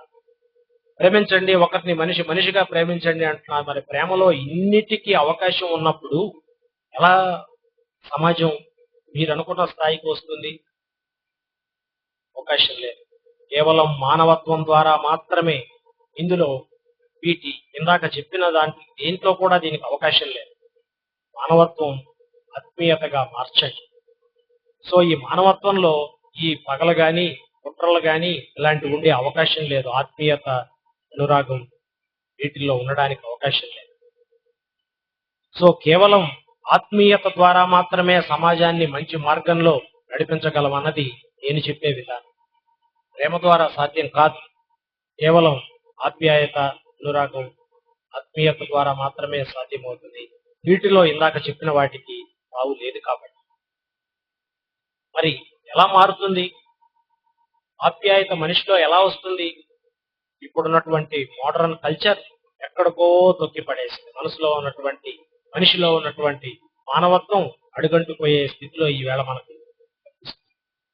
సో మతం పేరుతో ఎక్కడో కనిపించని దేవుడికి పూజలు, పునస్కారాలు, గుళ్ళు, రకరకాలైనటువంటి ఇన్ని వేడుకలు చేస్తూ ఎదురుగా ప్రతినిత్యం మనం ఉదయం నిద్రలేస్తే మన ఎదురుగా కనిపించేటువంటి మనిషిని చెదరించుకుంటున్నాం, దూరంగా పడేస్తున్నాం. అతని విలువేంటో మనకు తెలియటం లేదు. సాటి మనిషిని మనం ద్వేషిస్తున్నాం, ఎక్కడో కనిపించిన దాన్ని పూజిస్తున్నాం. ఇది ఎక్కడి మానవ న్యాయం? ఇది ఎక్కడి ఆధ్యాత్మిక న్యాయం? ఒకసారి మనసు పెట్టి ఆలోచించండి. ఇలా తరాలు గడిచిపోతూ ఉన్నాయి. దీనికి ట్రీట్మెంట్ ఎక్కడో ఒక చోట జరగాలి, జరిగి తీరాలి. ఈ అపోహలు మాయం అవ్వాలి, అసలు సత్యం తెలియాలి. సాటి మనిషిని ద్వేషిస్తున్నాం. మరి అతనిలో ఉన్నటువంటి మానవత, నేను గతంలో కూడా చెప్పాను, పుస్తకాల్లో కూడా రాశాను, ఎక్కడో విశ్వాత్మలో ఉన్నటువంటి సూక్ష్మాతి సూక్ష్మమైనటువంటి అంశం ప్రతి మనిషి మనసులో దాగి ఉంది. దాన్ని గుర్తించడానికి ప్రయత్నించండి. మరి అందరూ ఆ విధంగా ఉన్నప్పుడు ఇలా ఎందుకు జరిగిపోతుంది అంటే కేవలం ఆ మెటీరియల్ మాత్రమే ఉంది. దాన్ని we need to process it. ఆ ప్రాసెస్ ఏదైతే ఒక కార్యాచరణ ప్రణాళికాబద్ధంగా ఏదైతే దాన్ని ప్రాసెస్ చేయాలో ఆ ప్రాసెస్సే ఈ ప్రస్థాన ధ్యానం. ఆ రిలీజియస్ హ్యుమానిటీ, మానవత్వమే మతంగా జరిగేటువంటి ఈ మిషన్, ఈ యజ్ఞంలో భాగంగా ఇక్కడ మనం చేస్తున్నది ప్రస్థాన ధ్యానం. దాదాపుగా ఈ సెన్సరీ మనస్సు అనేక రకాలుగా పరిగెడుతూ ఉంటుంది కాబట్టి దాన్ని ఒక క్రమమైనటువంటి పద్ధతిలో యోగా దాదాపుగా చెప్తూ ఉంటారు. యోగం అంటే కలవటం. ఉన్నటువంటి శరీరంలో ఉన్నటువంటి అవయవాలు ఒక ప్రణాళికాబద్ధంగా సూత్రప్రాయంగా ముందు దశగా మనకు ముందస్తు స్థాయి, ధ్యానానికి ముందస్తు స్థాయిగా యోగా ఉపకరిస్తుంది.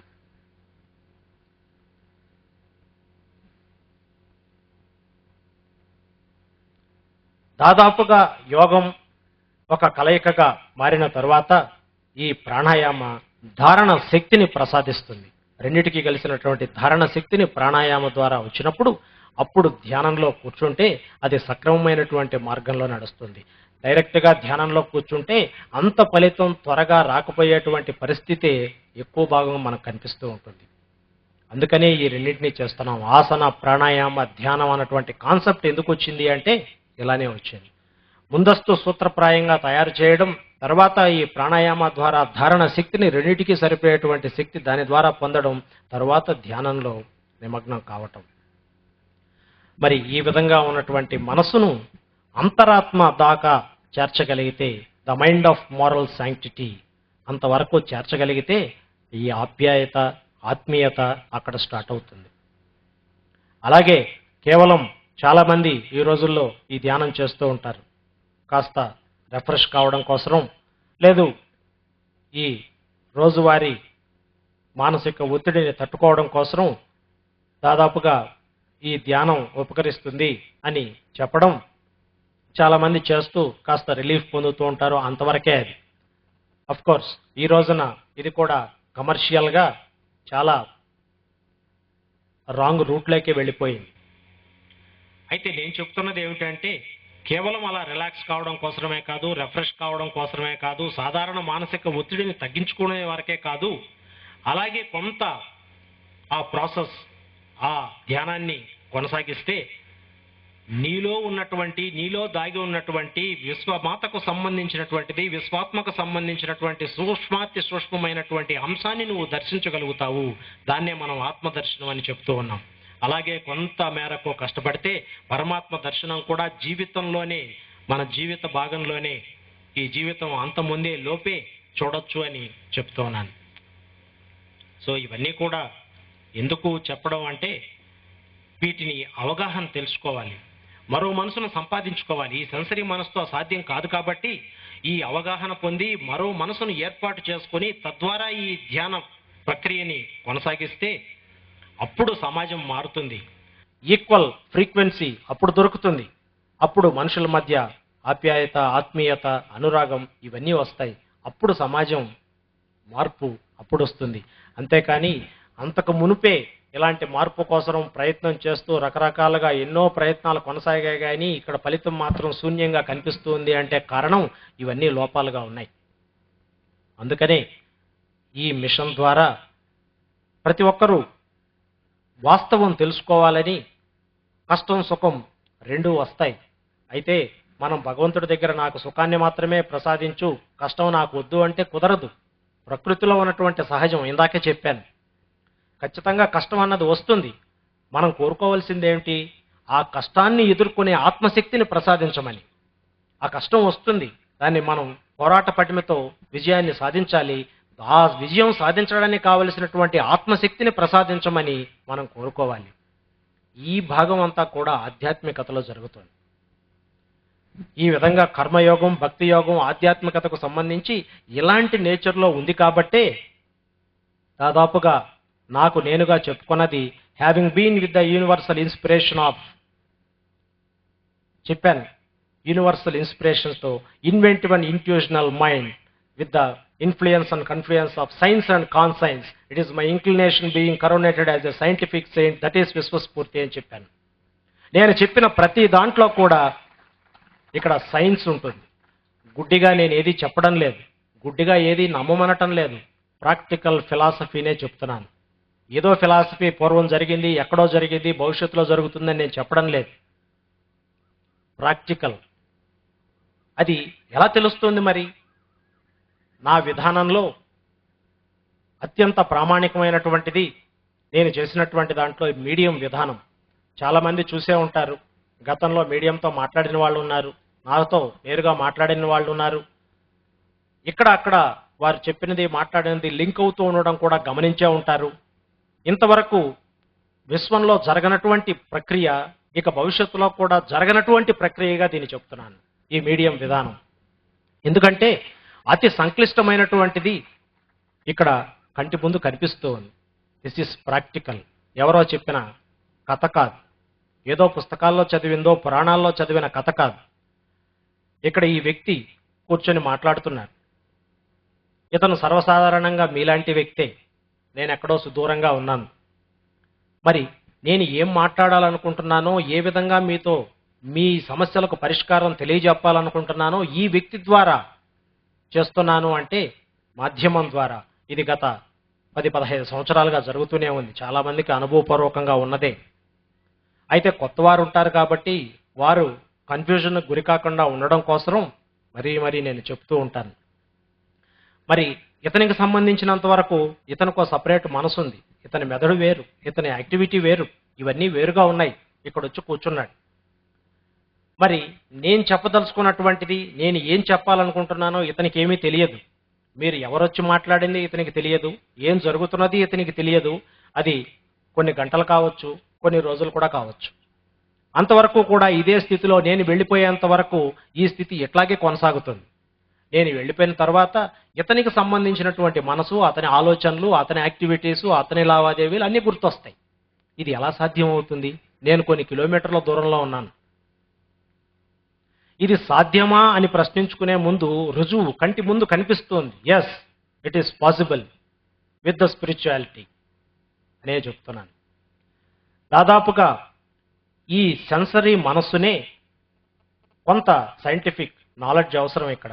ఈ థర్డ్ డైమెన్షన్ దాటిచ్చేస్తే ఈ ప్రస్థాన ధ్యానం ద్వారా థర్డ్ డైమెన్షన్ దాటి ఫోర్త్ డైమెన్షన్లోకి అని వెళ్ళగలిగితే అక్కడ మీ మనసే అత్యంత శక్తివంతంగా ఎన్నిగా అయినా విడిపోవడానికి అవకాశం ఏర్పడుతుంది. ఎన్నిగా అయినా విడిపోతుంది, ఎక్కడికైనా వెళ్ళొచ్చు, ఏమైనా చేయొచ్చు, ఏ జ్ఞానాన్నైనా పొందొచ్చు, ఏ విధంగానైనా మాట్లాడగలిగినటువంటి కెపాసిటీస్ ఆ ఫోర్త్ డైమెన్షన్లో ఆ విస్తరణ, వ్యాప్తి, పర్వేజివ్నెస్ అక్కడ కనిపిస్తుంది. అదే మార్గంలోనే ఈ ఫోర్త్ డైమెన్షన్లోనే ఇతనిలోకి ఎంటర్ కావడం జరుగుతుంది. నేను ఏం చెప్పదలుచుకున్నానో, ఏం చేయదలుచుకున్నానో భవిష్యత్ ప్రణాళిక, కార్యాచరణ కంప్లీట్గా ఇక్కడ ఇందులో చెప్పడం అన్నది జరుగుతూ ఉంటుంది. ఇంతకన్నా ఏం రుజువు కావాలి? ఈ ప్రస్థాన ధ్యానాన్ని ఆచరిస్తే మరి అందరూ ఈ స్థాయి వరకు వెళ్లాల్సిన అవసరం లేదనుకోండి.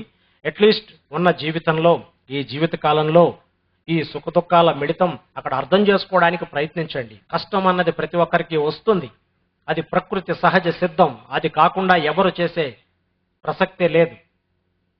గతంలో జరిగింది, శరణన్న వారికి స్ట్రైక్ ఆఫ్ ద సిన్ అని చెప్తూ ఉంటారు. సో మీ పాపాలన్నీ వెళ్ళిపోయినాయి, నన్ను మొక్కు అని. ఎలా పోతాయండి? ఒకసారి మీరు ఆలోచించండి, విజ్ఞతతో వ్యవహరించండి, అవగాహన తెలుసుకోండి, ఏం జరుగుతుందో చూడండి. మరి ఇవన్నీ కూడా చూస్తూ ఊరుకోకుండా ఒక ప్రాసెస్, ఏదైనా చేస్తే ఈ ఫలితం ఉంటుంది అని చెప్పి తెలిసినప్పుడు, సమాజంలో ఒక వ్యక్తిగా మనం ఉంటున్నప్పుడు, సో మామూలుగా ఈ మానవులంతా సమానులే అని చెప్తూ ఉంటారు. ఎలా సాధ్యమవుతుందో కూడా ఆ స్టేట్మెంట్ కూడా ఒకసారి పరిశీలించమని మనవి. ఎందుకంటే ఒక్కొక్కరి మనసు ఒక్కొక్కరి విధంగా ఉంటుంది, ఒక్కొక్క రకంగా ఉంటుంది, వారి వ్యవహార శైలి ఒక్కొక్క రకంగా ఉంటుంది. ఇప్పుడు సమానం అని చెప్పడానికి అవకాశం లేదు.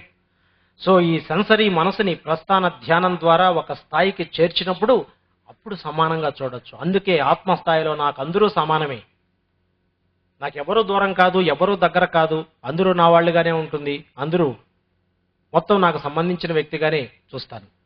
సో ఆత్మస్థాయిలో అందరూ సమానమే, ఒకరు దగ్గర ఒకరు దూరం అన్నటువంటి తేడా ఉండదు. అందుకని ఇవి ఈ రోజున ఎందుకు చెప్తున్నానంటే, రొటీన్గా కాకుండా కాస్త భిన్నంగా ఆలోచించమంటున్నాను. ఈ ఉన్నటువంటి లిటరేచర్ అన్ని పుస్తకాల్లో రాశాను, ఇక్కడ జరుగుతున్నటువంటి వాస్తవాలన్నీ అక్కడ రాశాను.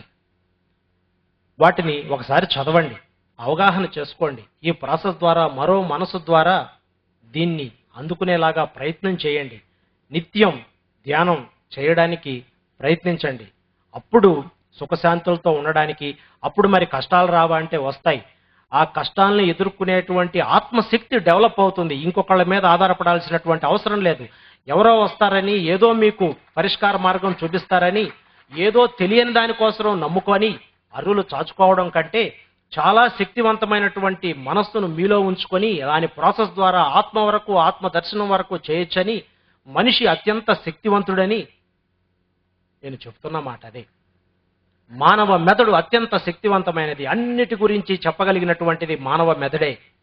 సో సైంటిఫిక్గా మీరు ఏ కోణంలో తీసుకున్నా కూడా మీరు సాధించలేనటువంటిది ఏదీ లేదు, దేన్నైనా సాధించవచ్చు. ఒక ప్రస్థాన క్రమంలో ఈ ధ్యానాన్ని కొనసాగిస్తే అన్నిటినీ సాధించవచ్చు అని చెప్తూ, ఇవన్నీ అవగాహన చేసుకొని ఈ మరో మనసును సంపాదించుకొని ఇక ఉన్న జీవితాన్ని వీలైనంత వరకు సుఖశాంతులతో జరుపుకుంటారని, ఇంత దూరం వచ్చి ఈ వేడుకల్లో పాల్గొంచుకున్నందుకు మీకు అందరికీ కూడా మరొక్కసారి మనస్ఫూర్తిగా పేరు పేరున ధన్యవాదాలు తెలియచేస్తూ, అలాగే ఆశిస్తూ సెలవు తీసుకుంటాను. దివ్యస్ఫూర్తి ఆ సంచికను ఈరోజు మనం గురువుగారి దివ్య సమక్షంలో విశ్వచైతన్య వేదికపై ఆవిష్కరించుకోబోతున్నాం.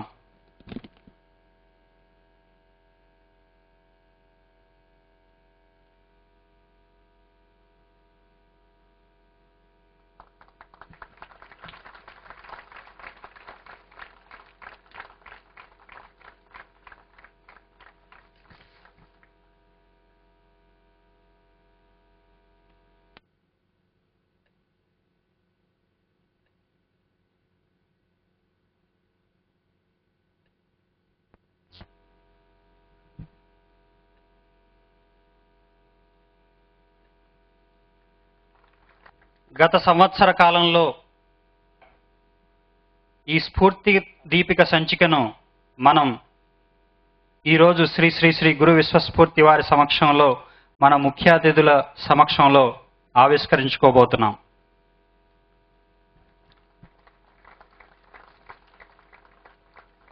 విద్య, వైద్యం, ధ్యానం ఈ 3 రంగాలలో గురువుగారి స్ఫూర్తితో వారిచే స్థాపించబడిన సంస్థల ద్వారా, వాలంటీర్ల ద్వారా అనేక ప్రదేశాలలో ఈ కార్యక్రమాలను నిర్వహించడం జరుగుతుంది. Free medical camps, free education, స్ఫూర్తి సాధనా శిబిరాలు, ఆసన ప్రాణాయామ ధ్యాన ప్రక్రియ పరిచయ వేదికలు, వీటిని సమాజంలోకి తీసుకువెళ్ళడానికి సంబంధించిన కార్యక్రమాల యొక్క వివరాల సంకలనం ఈ స్ఫూర్తి దీపిక. దానిని మనం ఆవిష్కరించుకున్నాం. శ్రీ శ్రీ శ్రీ గురు విశ్వస్ఫూర్తి వారితో వారి యొక్క భక్తులకు, స్ఫూర్తి కుటుంబ సభ్యులకు అనేక సందర్భాలలో వారి యొక్క ఆధ్యాత్మిక శక్తి ద్వారా, ఆధ్యాత్మిక కార్యక్రమాల ద్వారా మనకు ఎన్నో అనుభవాలు వారు మనకు కలుగజేశారు. అటువంటి అనుభూతులను, మన స్ఫూర్తి కుటుంబ సభ్యులు పంచుకున్న అనుభూతులను, వ్రాతప్రతి ద్వారా వారు తెలియజేసిన అనుభూతులను ఒక సంకలనంగా ఈరోజు మనం గురువుగారితో మా అనుభవాలు అనే శీర్షికన ఆ సంచికను కూడా మనం ఈరోజు ఈ విశ్వ చైతన్య వేదికపై ఆవిష్కరించుకోబోతున్నాం.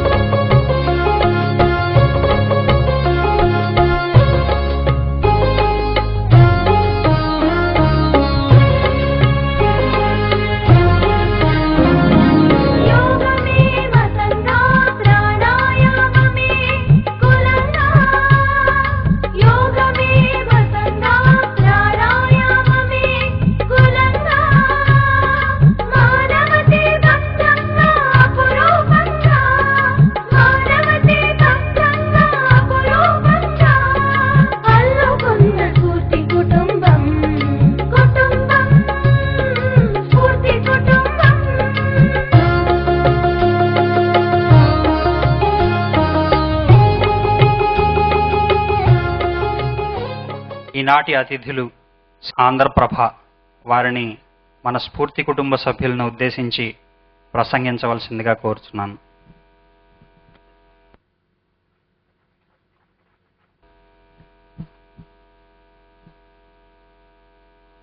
ఓం గురుభ్యో నమః. సభాయ నమః. విశ్వస్ఫూర్తి వారి యొక్కకి మనఃపూర్వకమైనటువంటి జన్మదిన శుభాకాంక్షలు తెలియజేస్తూ, నేను ఇక్కడికి వచ్చింది కేవలం ఇప్పుడు గురువు గారి యొక్క సందేశాన్ని మీడియా ద్వారా విన్నటువంటి మాటల్లో కొన్ని ప్రధానమైనటువంటి అంశాలని మళ్ళీ నేను ఒక్కసారి నాదైనటువంటి దీంట్లో ఒక రివ్యూ చేస్తాను. But I'm here not to give any messages or speeches. స్వామి వారు ఇందాక వారు చెప్పారు, మనోబుద్ధ్యహంకార చిత్త అనే లోకమని. మనసు, మనోప్రస్థానం, ధ్యాన ప్రస్థానం యొక్క ఔచిత్యాన్ని, ఔన్నత్యాన్ని చాలా చక్కగా ఆవిష్కరించారు. అయితే ఇక్కడ ఉన్నటువంటి పదాలను కూడా చూసినప్పుడు మనసు, మేధ, చైతన్యం, విశ్వాత్మ, దివ్య చేతన, ఏది అసలు ఈ మెటీరియలిస్టిక్ ప్రపంచంలో, ఈ భౌతిక ప్రపంచంలో మనం నిద్ర లేచిన దగ్గర నుంచి ఉరుకులు పరుగులు ఏదో సాధించాలనేటువంటి తపనే తప్ప ఎక్కడ మనంగా జీవిస్తున్నటువంటి పరిస్థితి ఏదైనా ఉందా? మన ఆలోచనలతో, మన మనసుతో మనం ఏం చేస్తున్నాం అనేటువంటి క్షణకాలం ఆలోచించుకునేటువంటి పరిస్థితి లేనటువంటి భౌతిక ప్రపంచంలో ఇవాళ మనం పోటీ పడుతున్నాం. దేంతో పోటీ పడుతున్నాం? మనుషులతో కాదు. దేంతో మనం ఆనందిస్తున్నాం? పక్కవాడి ఆనందంతో కాదు. We all want to live by each other's happiness but not by each other's greedy. But now we are doing the same job. పక్కవాడు ఆనందంగా ఉంటే వాడి ఆనందం నుంచి మనం ఆనందాన్ని పాలు పంచుకోవాల్సినటువంటి నేపథ్యంలో వాడి కష్టాలను చూసి మనం ఆనందించేటువంటి ఒక సాడిస్టిక్ నేచర్కి వచ్చాం. We are competing with computers, not with human beings. So that is why we are thinking too much but we are shutting our cells close.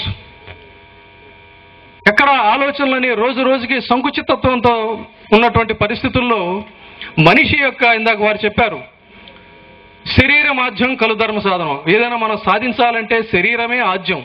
కానీ ఈ శరీరాన్ని కూడా మనం నిర్లక్ష్యం చేసే పరిస్థితి, ఆ శరీరంలో ఉన్నటువంటి బుద్ధి, ఆలోచనలు కూడా నిర్లక్ష్యం చేస్తా వీఆర్ బికమింగ్ యాజ్ కంప్యూటర్స్. కేవలం ఆ కంప్యూటర్లో చిప్స్ ఏ రకంగా ఉంటాయో మనం చేసే పనులు కూడా అంతే తప్ప ఎక్కడా మనలో ఒక మంచితనం కానీ, ఒక దయార్ద్రమైనటువంటి ఆలోచనలు కానీ లేకుండా పోవడం వల్లే ఇవాళ ఈ సొసైటీలో ఈ రకమైనటువంటి గాని జరుగుతూ ఉంది. దానికోసం ఏంటంటే ఇవాళ వారు చెప్పినట్టుగా మనిషిగా జీవించాలి తప్ప మనిషి యంత్రంగా జీవించడంలో ఔచిత్యం లేదు. మనిషి యంత్రంగా జీవించినట్లయితే ఫలితాలు ఈ రకంగానే ఉంటాయి. కాబట్టి మనిషిగా జీవించాలి అన్నప్పుడు ఖచ్చితంగా మన మనసుకి పదును పెట్టాల్సినటువంటి అవసరం ఉంది. మనసులో స్వచ్ఛమైనటువంటి భావాలు ఉండాలి. అలాగే భగవంతుడి గురించి చెప్పాడు. ఎక్కడున్నాడు భగవంతుడు? మన సంతృప్తి కోసం మనం భగవదారాధన చేయొచ్చు, కానీ but the poor, the literate, the ignorant, let this be your gods. Service to them alone is the service to the god అనేటువంటి ఒక నినాదంతో మనం చేయాలి. మన పక్కన ఉన్నటువంటి వాళ్ళకి మనం సేవ చేయడం ద్వారా, మన పక్కన ఉన్నటువంటి వాళ్ళలో దేవుణ్ణి చూడటం ద్వారా మాత్రమే నిజమైనటువంటి భగవంతుడు మనం దర్శించగలుగుతాం అనేది వారి యొక్క ఫిలాసఫీగా నాకైతే అర్థమైంది ఇందాక వారి యొక్క అమూల్యమైనటువంటి మాటలు విన్నప్పుడు. దానికోసం ఇవాళ మీరు ఇక్కడ ఇంతసేపు కూర్చోగలిగారంటే ఎనర్జీస్. నేను చాలా దూరం నుంచి వచ్చా, బట్ వచ్చిన తర్వాత నీరసించాను, కానీ వారి మాటలు విన్న తర్వాత I have very much energised. Where that I get energy after listening his words, I am very much energized. If that is the energy will pervade the society, definitely the society will flourish with the happiness and beauty. That is the real beauty and that is the real energy. Energy గురించి చాలా అద్భుతమైన వారు ఒక మాట చెప్పారు. ఏంటంటే you could achieve anything with the energy అన్నారు. ఎక్కడి నుంచి వస్తుంది ఎనర్జీ అంటే నాదైనటువంటి దీంట్లో ఒక చిన్న మీకు మాట చెప్తా. చాలా మంది మనం ఏమనుకుంటామంటే ఇక్కడికి వచ్చిన తర్వాత చాలా దూరం వెళ్ళి వచ్చా, చాలా నీరసంగా ఉందని చెప్పంటారు. లేదు, మనం ఇంట్లో ఉన్నప్పుడు కూర్చొని ఉంటే ఒక వ్యక్తికి జ్వరం వచ్చి 10 రోజుల నుంచి నీరసించిపోయి ఉంటాడు. ఆ తర్వాత తగ్గిన తర్వాత ఏదైనా చెప్తే ఎక్స్క్యూజ్ ఏంటంటే నాకు నీరసంగా ఉంది, నా వల్ల కాదు, నేను ఈ పని చేయలేనని చెప్పంటారు. కానీ అదే మనిషి అక్కడ నీరసంగా కూర్చొని పడి ఉన్నప్పుడు ఒక పాము వస్తుంది. పాము వచ్చింది అనగానే ఏం చేస్తాడంటే 10 రోజులు లంకణాలు చేసిన మనిషి లేచి పరిగెడతాడు. ఎక్కడి నుంచి వచ్చింది ఈ శక్తి అంటే దట్ ఈస్ ద మైండ్. కాబట్టి మన మైండ్కి మనమే ఇన్స్ట్రక్షన్స్ ఇచ్చుకున్నట్టయితే, అలాగే చాలా మందికి రకరకాల ఫోబియాస్ ఉంటాయి. ఒక మిడతను చూస్తేనో లేకపోతే ఇంకో దాన్నో చూస్తే వాళ్ళ చచ్చేంత భయంతో దూరం పరిగెడతారు. లేకపోతే ఒక పిల్లిని చూస్తే భయం ఉండొచ్చు. అటువంటి భయస్తులకి పెళ్ళైన తర్వాత ఒక బిడ్డ, పసిబిడ్డ ఉండొచ్చు. ఆ బిడ్డ దగ్గరికి ఏదన్నా అది కరవడానికో వాలడానికో వచ్చినప్పుడు చిన్నప్పటి నుంచి మిడతను చూసి భయపడినటువంటి ఆ తల్లి వెంటనే దాన్ని వెళ్ళగొట్టడానికి సమాయత్తం అవుతుంది. ఎందుకంటే తన బిడ్డను కాపాడుకోవటం. ఎక్కడి నుంచి ఇది వచ్చిందంటే మైండ్. అందుకే రవీంద్రనాథ్ ఠాగూర్ కూడా అంటాడు, wear the mind is without fear అని చెప్పని. భయం లేనటువంటి మనసు ఎక్కడైతే ఉంటుందో అక్కడే మనం ఏదైనా విజయం సాధించగలుగుతాం.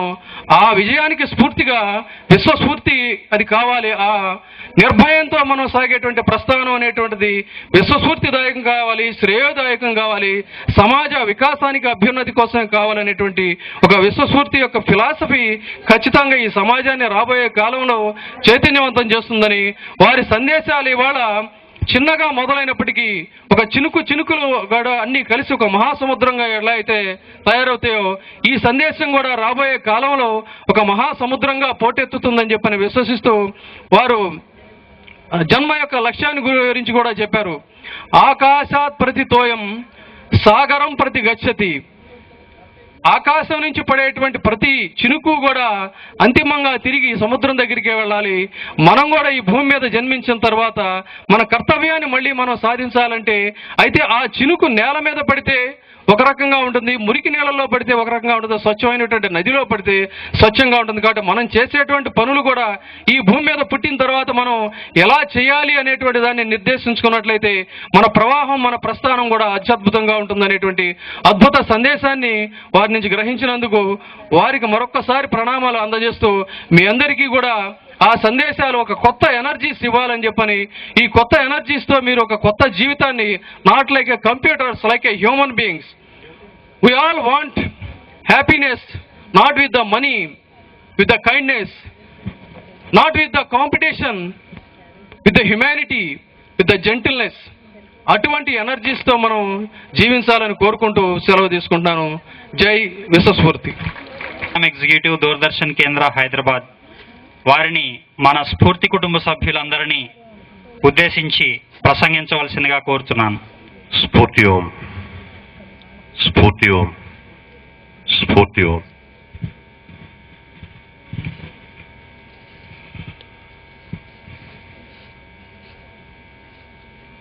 విశ్వస్ఫూర్తి గురుదేవుల పాదార విందాలకు నమస్కరిస్తూ ఆహుతులైన ఈ భక్తజన సమక్షానికి, అతిథులకు నమస్కారం. బడుగు జీవి, కష్టజీవి అనేటువంటి వర్గానికి, ముఖ్యంగా శ్రామిక వర్గానికి మే 1వ తేదీ రాగానే ఒక పండగలాగా ఉంటుంది. ఆధ్యాత్మిక జీవనమైనటువంటి మనందరికీ కూడా మే 1 ఒక పండగ దినంగా భాషిస్తుంది. దానికి కారణం విశ్వస్ఫూర్తి గురుదేవుల జన్మదినాన్ని జరుపుకోవడం.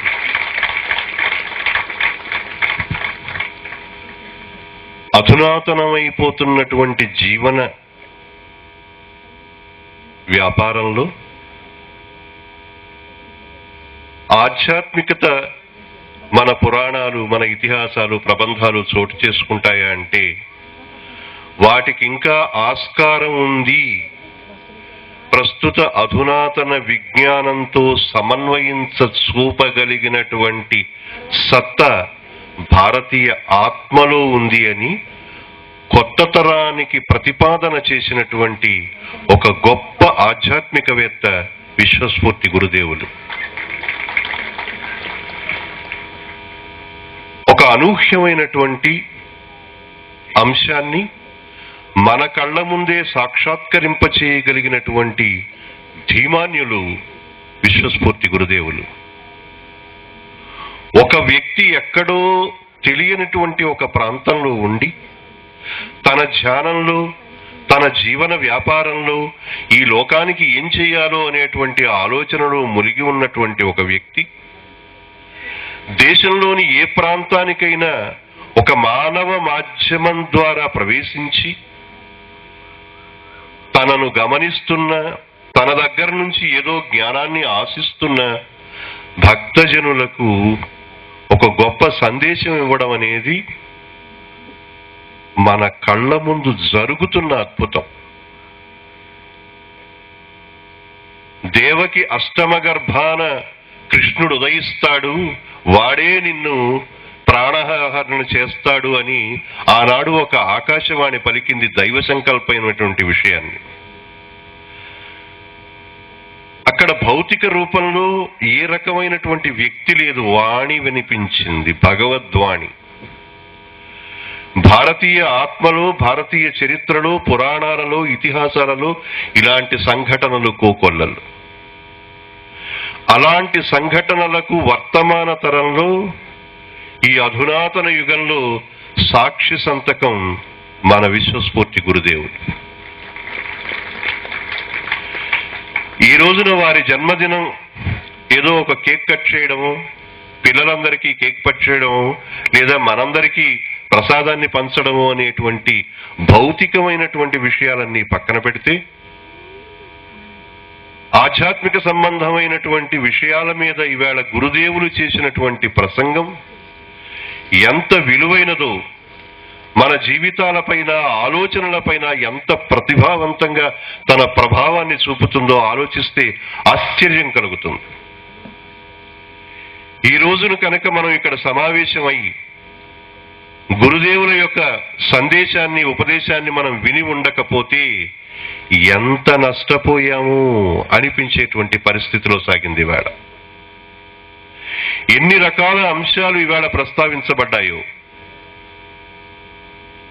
ఒక జననం, ఒక మరణం, ఈ మధ్యలో ఉన్నటువంటి స్వల్పమైన జీవితం, వాటన్నింటికీ మించి ఒక ధ్యానం, ఒక ప్రస్థానం, ఒక మనస్సు, ఒక మతం, ఎన్ని రకాలైనటువంటి అంశాలను వివిధమైనటువంటి పార్శ్వాలలో తనదైనటువంటి ముద్రతో స్పృశిస్తూ ఇవాళ గురుదేవులు చేసినటువంటి ప్రసంగం అత్యద్భుతంగా సాగింది. ధ్యాన ప్రస్థానం లేదా ప్రస్థాన ధ్యానం అనేటువంటి ఒక కొత్త పదబంధాన్ని ఇవాళ గురుదేవులు, ఇది కొత్తది కాదు, ఆయన రచనలో మనకు కనబడుతూనే ఉంటుంది. రెండు వ్యతిరేకమైన భావాలు, ఇందాక ఒక నెగిటివ్ ఫోర్స్, ఒక పాజిటివ్ ఫోర్స్, ఇలా రకరకాలుగా చెప్పుకుంటూ వస్తున్నారు. రెండు వ్యతిరేకమైనటువంటి స్థితులను ఒక్కచోట బంధించగలిగేటువంటి సమర్థత బహుశా ఇటువంటి ధన్యజీవులకు మాత్రమే ఉంటుంది. ధ్యానం అనగానే ఒక నిశ్చలత్వం, దాన్ని కోరుకుంటూనే మనం ధ్యానం చేస్తూ ఉంటాం. ప్రస్థానం అనగానే ఒక చలనశీలత. నిశ్చలత్వం వేరు, చలనశీలత వేరు. మరి ప్రస్థాన ధ్యానం ఏమిటి? చలనం ఉన్న చోట నిశ్చలనం ఉండదు, నిశ్చలనం ఉన్న చోట చలనం ఉండదు. అది కానిది ఇది, ఇది కానిది అది. మరి ఈ రెండింటినీ ఈవేళ గురుదేవులు ఎంత సునాయాసంగా కలిపి ఒక పదబంధాన్ని ప్రయోగించారు. ప్రస్థాన ధ్యానం అన్నారు. గురువు గారు రాసినటువంటి మాటలకి అర్థాలు వెతుక్కోవడానికి యుగాలు పడుతుందంటే సామాన్యమైనటువంటి విషయం కాదు. వారి ప్రసంగాలలో కానీ, వారు గతంలో రాసినటువంటి పుస్తకాలను కానీ అలవోకగా తిప్పేస్తే అర్థమయ్యే అంశాలు కాదు. ఎంత తరచి చూస్తే, అంటే తెరచి చూస్తే తెలిసే విషయం కాదు, తరచి చూస్తే తప్ప. పుస్తకం తెరిచి చూసే అలవాటు మనకి, తరచి చూసే అలవాటు కేవలం గురుదేవుల వల్ల మాత్రమే అభ్యసించేటువంటి పరిస్థితి కనపడుతుంది. నిశ్చలమైనటువంటి ఒక మనస్సుని ప్రస్థానంలోకి ప్రవేశింపచేయడం అంటే ఆయన ఏది ఈవేళ అనుభవపూర్వకంగా సాధించి చూపిస్తున్నారో అది సాధన చెయ్యమని మనకు ఉద్దేశిస్తున్నారు. ఎక్కడో మనకి తెలియనటువంటి ఒక సీమల్లో ఉన్నటువంటి గురుదేవులు ఒక మాధ్యమం ద్వారా తన ఉద్దేశాలను, తాను భక్తజనులకు అందించవలసినటువంటి ఉపదేశ సారాన్ని కేవలం మాధ్యమం ద్వారా ఎలా వినిపించగలుగుతున్నారో అది ప్రస్థానం. కానీ చెప్పదలుచుకున్నటువంటి అంశం ఎప్పుడూ నిశ్చలంగానే ఉంటుంది, అది ధ్యానం. అంచేత తాను ఏదైతే ఆచరించి సమాజం ముందు అందించడానికి సంకల్పించారో దానిని సాధన చెయ్యమని పరోక్షంగా మనకు చెప్తున్నటువంటి అంశం.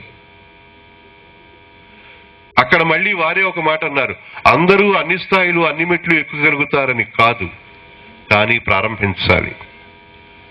మన అధ్యయన క్రమంలో మనం మొదటి మెట్టు మీద ఉండొచ్చు, రెండవ మెట్టు మీద ఉండొచ్చు, 10వ మెట్టు మీద ఉండొచ్చు, 100వ మెట్టు మీద ఉండొచ్చు.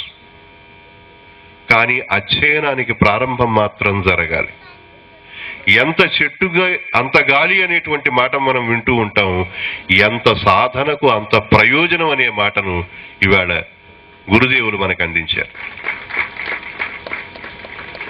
అంచేత ప్రతి అంశాన్ని ప్రతి విషయాన్ని మన మనసుని లగ్నం చేసి వింటే తప్ప గురుదేవులు మనకి ఏం చెప్పదలుచుకున్నారో మనకు బోధపడేటువంటి అవకాశం లేదు.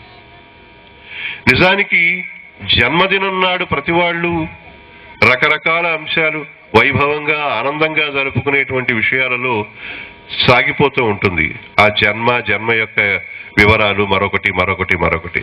కానీ జన్మ చెప్పగానే ఈవేళ గురుదేవుడు మరణం గురించి చెప్పారు. నిజానికి మనిషి జీవితాన్ని గురించి ఆలోచిస్తే జన్మ అనేది ఒక యాక్సిడెంట్. అది జరగవచ్చు, జరగకపోవచ్చు. ఫలానా అనకాపల్లిలోనో, విశాఖపట్నంలోనో, హైదరాబాద్లోనో, కెనడాలోనో, అమెరికాలోనో మనం పుడతామో లేదో తెలియదు పుట్టే వరకు. అంచేత అది ఒక యాక్సిడెంట్. కానీ జన్మ అంటూ జరిగిన తర్వాత, జననం అంటూ జరిగిన తర్వాత మరణం ఈజ్ ఎన్ ఇన్సిడెంట్. అది జరిగే తీరుతుంది. అంచేత ఒక యాక్సిడెంట్ సంఘటిల్లుతుందో లేదో తెలియనటువంటి ఒక ఆకస్మిక ఘటనకు, సంఘటిల్లుతుందని తెలిసినటువంటి ఒక ఘటనకు, అంటే ఒకటి జననం, రెండవది మరణం, ఈ రెంటి మధ్య ఉన్న రెప్పపాటే జీవితం అని ఒక అద్భుతమైన సంగ్రహమైనటువంటి అంశాన్ని ఇవాళ గురుదేవులు మనకు అందించారు.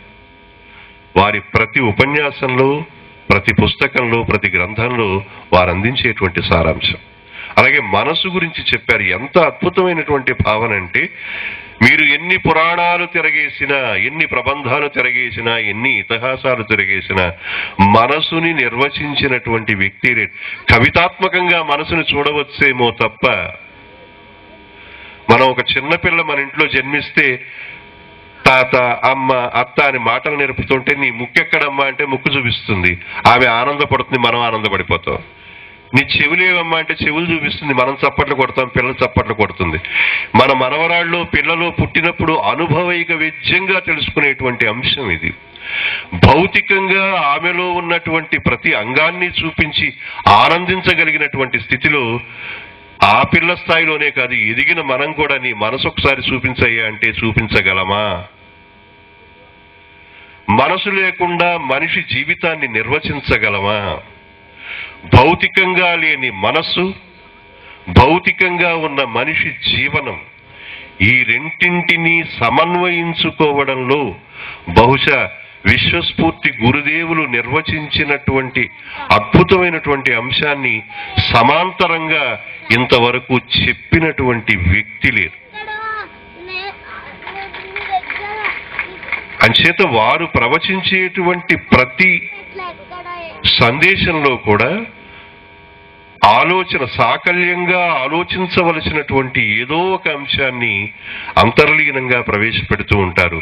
దాన్ని అందిపుచ్చుకుంటే ఇటువంటి సమావేశాలకు ధన్యత. స్వస్తి.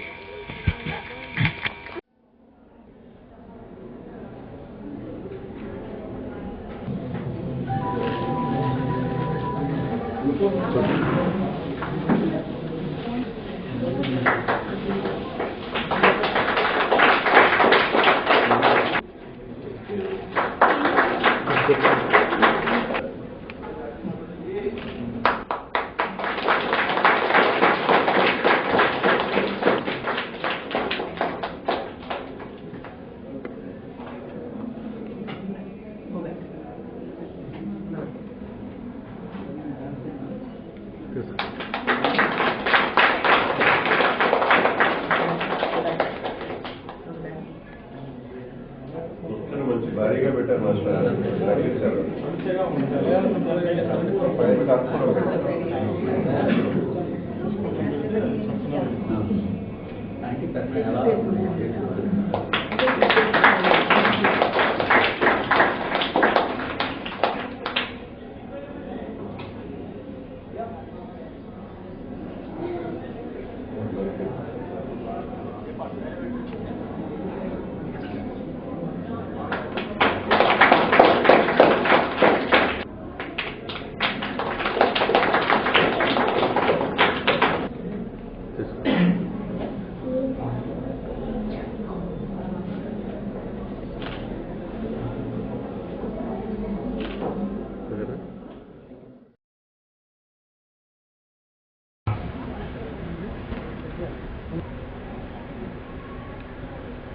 శ్రీ ఇస్మాయిల్ గారు వారికి